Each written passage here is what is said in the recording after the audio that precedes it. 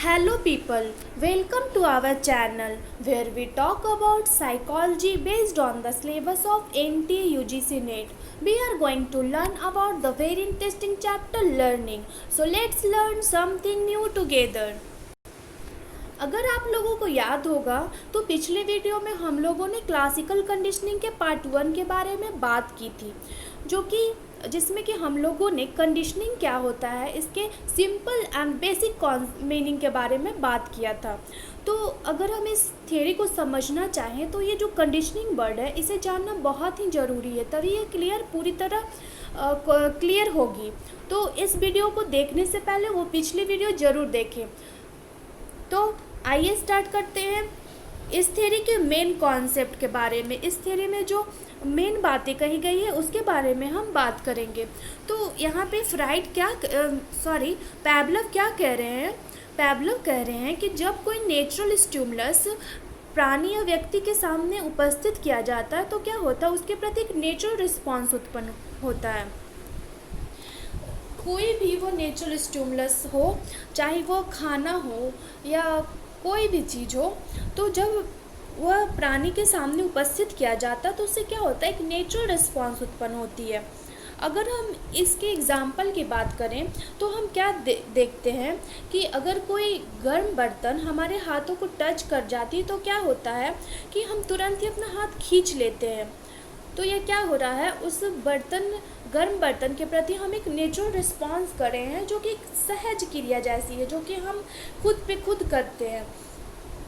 इसी तरह हम अगर बात करें तो हम क्या देखते हैं कि जब कोई प्राणी भूखा होता है और उसके सामने भोजन या खाना उपस्थित किया जाता है तो क्या होता है कि उसको देखकर प्राणी के मुंह में लार आने लगता है, उसके मुंह में पानी भर जाती है। तो ये क्या हो रहा है, जो भोजन और जो खाना है वो एक नेचुरल स्टिमुलस है और उसके प्रति प्राणी एक नेचुरल रिस्पॉन्स कर रहा है, जो कि लार आना एक नेचुरल रिस्पॉन्स है। तो आई होप हम लोग इस कॉन्सेप्ट को अच्छी तरह समझ चुके होंगे। तो आइए बात करते हैं इस थ्योरी के मेन फैक्ट के बारे में। इसमें जो मेन बातें कही गई है उसके बारे में हम बात करते हैं। तो क्या हो रहा है कि जब इस नेचुरल स्टिमुलस के ठीक कुछ सेकंड पहले कोई दूसरा न्यूट्रल स्टिमुलस बार बार उपस्थित किया जाता है तो कुछ ट्रायल के बाद उस न्यूट्रल स्टिमुलस द्वारा ही नेचुरल रिस्पॉन्स उत्पन्न होने लगती है। इसमें बहुत ही इंटरेस्टिंग बात कही गई है कि अगर कोई नेचुरल स्टिमुलस है और उसको देने से पहले, प्राणी को देने से कुछ सेकंड पहले क्या किया जाता है कि एक न्यूट्रल स्टिमुलस, जिसे कि तटस्थ उद्दीपक कहते हैं, जो कि नेचुरल नहीं होता है, तो उसे जब हम देते हैं, जब नेचुरल स्टिमुलस के देने से पहले वो न्यूट्रल स्टिमुलस को बार बार प्राणी को दिया जाता है और कुछ ट्रायल के बाद देखा जाता है कि वो जो न्यूट्रल स्टिमुलस है उसी के प्रति प्राणी नेचुरल रिस्पॉन्स कर रहा है, जो कि बहुत ही इंटरेस्टिंग फैक्ट है। आगे हम बात करेंगे पैवलव के एक्सपेरिमेंट की। तो उसमें क्या किया गया है कि वो जो घंटी है वो न्यूट्रल स्टिमुलस है। क्या है यहाँ पे, जो उसके एक्सपेरिमेंट में जो घंटी है वो न्यूट्रल स्टिमुलस है और जो नेचुरल रिस्पॉन्स है, जो लार आना है, वो घंटी के साथ एसोसिएट हो गई है। तो ये जो neutral stimulus and natural response जो हो रहा है, इसके जो एसोसिएशन है उसको इन्होंने लर्निंग की संज्ञा दी। तो हम लोगों ने यहाँ पर 4 कॉन्सेप्ट जो देखा वो बहुत ही मेन कॉन्सेप्ट है। ये जो हमने बात की इसके थ्योरी के मेन फैक्ट के बारे में, उसमें हम लोगों ने 4 चीज़ें पाया। तो वो 4 चीज़ क्या है, अगर हम उसकी बात करें तो हम क्या देखते हैं, एक नेचुरल स्टिमुलस है, नेचुरल स्टिमुलस जो कि नेचुरल होता है। उसके बाद न्यूट्रल स्टिमुलस है, नेचुरल रिस्पॉन्स है और अननेचुरल रिस्पॉन्स है। तो अगर हम इसे टेक्निकल वर्ड में, अगर हम पैवलव के वर्ड में अगर इन सभी कॉन्सेप्ट को देखें तो उन्होंने कुछ अलग बातें कही है। इन ये जो वर्ड है नेचुरल स्टिमुलस, इसे इन्होंने अनकंडीशनल स्टिमुलस या यूएस से संबोधित किया है, जो कि बहुत ही ज़रूरी बात है। इसे याद रखना बहुत ही ज़रूरी बात है क्योंकि ये एग्ज़ाम में अक्सर पूछे जाते हैं। तो क्या है, ये जो नेचुरल स्टिमुलस है इसे अनकंडीशनल स्टिमुलस क्यों कहा, अगर हम बात करें तो हम लोग क्या देखते हैं, हम लोग यहाँ देखते हैं कि ये जो नेचुरल स्टिमुलस है वो अनकंडीशन है, इसमें कोई कंडीशनिंग नहीं हो रही है, इसीलिए इसे क्या कहा गया, अनकंडीशनड स्टिमुलस कहा गया है, जिसका शॉर्ट फॉर्म यूएस है। इसमें कंडीशनिंग नहीं होने के कारण नेचुरल स्टिमुलस जैसे कि भोजन है उसमें कोई कंडीशनिंग नहीं हो रहा है, कंडीशनिंग घंटी के साथ हो रही है। तो अगर हम घंटी की बात करें तो वो कंडीशन स्टिमुलस होगा। अब अगर हम बात करें न्यूट्रल स्टिमुलस की, ये जो न्यूट्रल स्टिमुलस है इसे इन्होंने क्या कहा, अनकंडीशनड रिस्पॉन्स या यूआर कहा। सॉरी, ये नेचुरल रिस्पॉन्स है, न्यूट्रल नहीं है, ये नेचुरल रिस्पॉन्स है। तो ये जो नेचुरल रिस्पॉन्स है उसे क्या कहा इन्होंने, अनकंडीशनड रिस्पॉन्स का, क्योंकि इसमें कोई कंडीशन नहीं हो रहा है, इसमें कोई कंडीशनिंग नहीं होने के कारण इसे इन्होंने अनकंडीशनड रिस्पॉन्स के नाम से संबोधित किया, जिसका शॉर्ट फॉर्म यूआर है। अब अगर हम बात करें न्यूट्रल स्टिमुलस की, तो ये न्यूट्रल स्टिमुलस को इन्होंने क्या कहा, इसे इन्होंने कंडीशनड स्टिमुलस कहा, जो कि इनके थ्योरी का मेन कॉन्सेप्ट है। न्यूट्रल स्टिमुलस जो कि घंटी है, इसे इन्होंने क्या कहा, घंटी भोजन का घंटी के साथ एक कंडीशन हो रहा है। तो ये जो कंडीशनिंग के कारण ये जो न्यूट्रल स्टिमुलस है इसे इन्होंने कंडीशनड स्टिमुलस कहा, जिसे कि CS से शॉर्ट फॉर्म, इसका CS शॉर्ट फॉर्म है इसका। अब अगर हम बात करें अननेचुरल रिस्पॉन्स की, तो इसे इन्होंने कंडीशनड रिस्पॉन्स कहा। जो अननेचुरल रिस्पॉन्स हो रही है उसे इन्होंने क्या कहा, कंडीशनड रिस्पॉन्स कहा, जिसका शॉर्ट फॉर्म CR है। अब अगर हम इस कॉन्सेप्ट को और बेटर ढंग से समझना चाहें तो हम इसे एक फार्मूला द्वारा भी समझ सकते हैं। यहाँ पे फार्मूला क्या है, जो यूएस जो यूएस है और यूएस को CS के साथ बार बार दिया जाता है तो क्या होता है, जो CS है वो UR बन जाता है। इसे हम अच्छी तरह से अगर देखें तो क्या हो रहा है, जो US है, जो अनकंडीशनड स्टिमुलस है, अनकंडीशनड स्टिमुलस क्या है, अनकंडीशनड स्टिमुलस भोजन है, उसे जब CS के साथ फ्रीक्वेंटली बार बार उपस्थित किया जाता है तो CS क्या है, CS जो है वो कंडीशनड स्टिमुलस है, जो कि न्यूट्रल स्टिमुलस है। तो जब भोजन को एक घंटी के साथ बार बार उपस्थित किया जा रहा है तो क्या होता है, वो जो CS है, क्या है, CS घंटी है, घंटी क्या बन जाता है, UR बन जाता है। घंटी से क्या होता है, UR उत्पन्न होने लगता है, जो कि क्या है, अनकंडीशनड रिस्पॉन्स है, जो कि लाराना है। तो आई होप ये कॉन्सेप्ट बिल्कुल ही क्लियर हो गई होगी। यहाँ पे क्या कहा जा रहा है, यहाँ पे एक ऑब्जर्वेशन मिलता है। अगर हम इस थ्योरी को अच्छी तरह देखें तो हम एक चीज़ पाते हैं, जो कि क्या है कि यहाँ जो प्राणी है वह बिना सक्रिय प्रयास के सीखता है, उसे कोई प्रयास या एक्टिविटी करने की ज़रूरत नहीं है, बल्कि यह है जो बिना कोई एक्टिव ट्रायल के ही वो सीख जाता है। जबकि अगर हम स्किनर के थ्योरी के बारे में बात करें तो उसमें क्या होता है कि जो प्राणी है उसे एक्टिव होना रहता है सीखने के लिए, लेकिन यहाँ पे कुत्ता बिल्कुल पैसिव है। जो एक्सपेरिमेंट हो रहा है उसमें कुत्ता बिल्कुल पैसिव है और फिर भी वो कंडीशनिंग के द्वारा सीख रहा है। अब अगर हम इस थ्योरी के कंक्लूज़न के बारे में बात करते हैं तो इस थ्योरी के कंक्लूज़न क्या है, इसमें भी वही बातें कही गई है घुमा फिरा कर। क्या कहा जा रहा है कि यदि कोई न्यूट्रल स्टिमुलस को किसी नेचुरल स्टिमुलस के साथ बार बार दिया जाता है तो वो जो न्यूट्रल स्टिमुलस है उसके प्रति व्यक्ति वैसे ही रिस्पॉन्स करना सीख लेता है जैसा कि वो नेचुरल स्टिमुलस के प्रति करता था। इसमें भी वही बातें कही जा रही है, जैसे कि अगर हम एग्जाम्पल द्वारा देखते हैं, इस थ्योरी के एक्सपेरिमेंट द्वारा देखते हैं तो क्या है, जो न्यूट्रल स्टिमुलस है वो घंटी है, उसको किसी नेचुरल स्टिमुलस क्या है, खाना है, उसके साथ जब बार बार दिया जा रहा है उस न्यूट्रल घंटी को, न्यूट्रल स्टिमुलस को, तो क्या हो रहा है, वो जो न्यूट्रल स्टिमुलस है घंटी है उसके प्रति ही व्यक्ति क्या कर देता है, व्यक्ति या प्राणी क्या करता है, नेचुरल रिस्पॉन्स करने लगता है, उस घंटी के प्रति ही लार टपकाना स्टार्ट कर देता है बिना भोजन देखे। तो वो बात वही है, यहाँ पर भी वही बात कही गई है घुमा फिरा के। तो ये जो कंक्लूज़न आ रहा है इनके थ्योरी का, वो कंक्लूज़न कहाँ से आ रहा है, इनके एक्सपेरिमेंट से आ रहा है। तो हम लोगों ने पहले बात की है, कुछ अपने एग्ज़ाम्पल में यूज़ किया है इनके एक्सपेरिमेंट का। लेकिन अगर हम इनके एक्सपेरिमेंट के बारे में बात करेंगे तो यह बिल्कुल ही हमें अच्छी तरह से यह थ्योरी समझ में आ जाएगी। तो आइए बात करते हैं इनके एक्सपेरिमेंट की, जो कि क्या है, जो इनका कंक्लूज़न है वो एक्सपेरिमेंट पे आधारित है।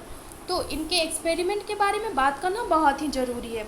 तो इन्होंने जो एक्सपेरिमेंट किया था कुत्ते पे, डॉग पे जो इन्होंने एक्सपेरिमेंट किया था वो कब किया था, 1904 में किया था। 1904 में इन्होंने कुत्ते पे एक्सपेरिमेंट किया था और इसी एक्सपेरिमेंट के आधार पर इनका जो क्लासिकल कंडीशनिंग है वो बहुत ही पॉपुलर हुआ आगे जाकर। तो आइए हम बात करते हैं इनके एक्सपेरिमेंट की। पैवलव ने क्या एक्सपेरिमेंट किया है, यहाँ पे यह बिल्कुल ही अच्छी तरह दिख रहा होगा। इस फोटो के द्वारा हम इस एक्सपेरिमेंट को बेटर ढंग से समझ सकते हैं। तो यहाँ पे हम क्या देख रहे हैं कि पैवलव ने बहुत सारी सामग्रियों का उपयोग किया है अपने एक्सपेरिमेंट, बहुत सारे टूल्स का उपयोग किया है। तो यहाँ पे क्या किया जा रहा है, सबसे पहले कुत्ते को एक साउंड प्रूफ लेबोरेटरी में उन्होंने लाया और उसे क्या किया कि एक शिकंजे से है जो बांध दिया एक लकड़ी के स्टैंड में, और है जो कुत्ते के मुंह में ऑपरेशन कर दिया गया। और उसकी वो ऑपरेशन क्यों किया गया, ताकि एक नली फिट हो जाए उसके मुंह में, और जो उससे के मुंह से निकलने वाला वो जो लार है वो उस जार में है जो जमा हो पाए।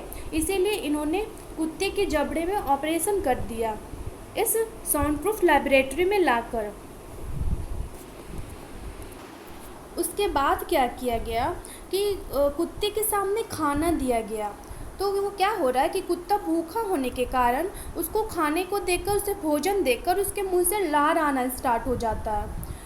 तो ये एक क्या हो रहा है कि वो भोजन है जो एक नेचुरल स्टिमुलस है, और वो जो लार आना है वो एक नेचुरल रिस्पॉन्स है, क्योंकि कुत्ता है जो भूखा है। यहाँ पे ये जो प्रोसेस है, जो यह प्रक्रिया है, वो बार बार दोहराई गई, बार बार ऐसा किया गया। उसके बाद क्या किया जाता है, उसके बाद है जो कुछ ट्रायल्स तक ऐसा किए जाने के बाद क्या किया जाता है, उसे खाना देने के 0.44 या 0.5 सेकेंड, जिसे कि हम 400 या 500 मिली सेकेंड कह सकते हैं। तो ये 400 या 500 मिली सेकेंड के पहले घंटी बजाई जाती है उसे भोजन देने के पहले। तो क्या देखा जा रहा है कि और यह प्रक्रिया है जो कुछ दिनों तक दोहराई जाती है। क्या किया जाता है कि उसे भोजन देने के पहले कितने सेकंड पहले, 400 या 500 मिली सेकेंड से पहले एक घंटी बजाई जाती है, उसके बाद उसे भोजन दिया जाता है। तो क्या होता है कि कुत्ता है जो देखा जाता है बाद के प्रयासों में कि कुत्ता है जो वो घंटी की आवाज़ सुनकर ही मुंह से लार टपकाना स्टार्ट कर देता है। वो उसे भोजन आने से पहले जब घंटी बजाई जाती है तो वो घंटी के आवाज़ पर ही कुत्ता मुंह से लार टपकाना स्टार्ट कर देता है। इसी तरह से यह एक्सपेरिमेंट जब बार बार किया जाता है तो क्या होता है, देखा जाता है कि जैसे ही घंटी बजाई जाती है कुत्ता मुंह से लार टपकाना स्टार्ट कर देता है। तो ये जो प्रक्रिया हो रही है उसे क्या कह रहे हैं, पैवलव कह रहे हैं कि इस प्रक्रिया को है जो कुत्ता सीख चुका है, वो डॉग है जो सीख चुका है, जो कि वो कंडीशनिंग के द्वारा सीख चुका है, इसे इन्होंने कंडीशनिंग से के नाम से पुकारा है। तो अगर हम देखें तो पैवलव के अनुसार जो घंटी की आवाज़ है जो कि क्या है, एक स्टिमुलस है, और उसके प्रति जो लार स्राव की जो अनुक्रिया हो रही है उसके बीच एक एसोसिएशन हो रहा है। और जो ये एसोसिएशन हो रहा है इसे ही इन्होंने क्या कहा, इसे ही इन्होंने कंडीशनिंग कहा। कंडीशनिंग नाम से इन्होंने इस प्रक्रिया को संबोधित किया है। यहाँ पर अगर हम देखें तो यहाँ पे क्या हो रहा है, जो कुत्ता जो है वो जो एक स्टिमुलस जो घंटी की आवाज़ है उसको है जो वो दूसरा स्टिमुलस जो कि भोजन है उसके आने का सिग्नल मानता है। और है जो यही जो व्यू है इसी व्यू को है जो क्या है, जो स्टिमुलस लर्निंग का एक उदाहरण बनता है। जो यह व्यू है इसी के आधार पर इनका यह थ्योरी, अगर इनके इस थ्योरी के बात करें तो ये इनका थ्योरी किस कैटेगरी में आता है, स्टिमुलस लर्निंग। हम लोगों ने बात की थी एक एसआर थ्योरी और एक एसएस थ्योरी के बारे में बात की थी। तो अगर हम देखें तो पेवलव का जो थ्योरी है वो एसएस थ्योरी के अंतर्गत आता है। यह क्यों आता है? क्योंकि जो पहला उद्दीपक है, पहला स्टिमुलस है, वो जो घंटी की आवाज़ है, और जो दूसरा उद्दीपक है वो भोजन है।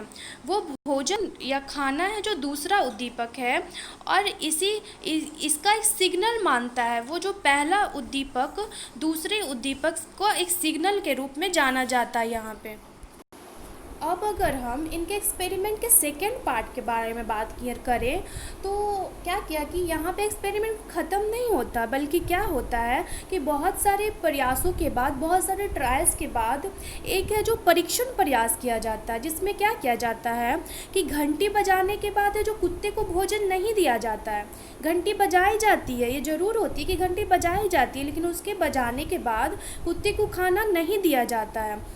लेकिन क्या होता है यहाँ पे कि कुत्ता है जो भोजन प्राप्ति की प्रत्याशा में, वो उसे एक प्रत्याशा होती है, एक्सपेक्टेशन होती है कि भोजन मिलेगी, और वह घंटी की आवाज़ सुनने के बाद लार टपकाता रहा, क्योंकि उसे एक एक्सपेक्टेशन होती है कि उसे भोजन मिलेगी। क्योंकि क्या था, जो घंटी का संबंध था वो भोजन से था।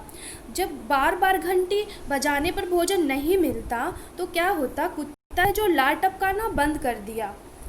क्या हो रहा है कि बार बार घंटी बजाई जा रही है लेकिन भोजन नहीं मिल रहा है, तो उसका एक्सपेक्टेशन ख़त्म होता है कि हमें भोजन नहीं मिलेगा, और वो क्या करता है कि वो लार टपकाना बंद कर देता है।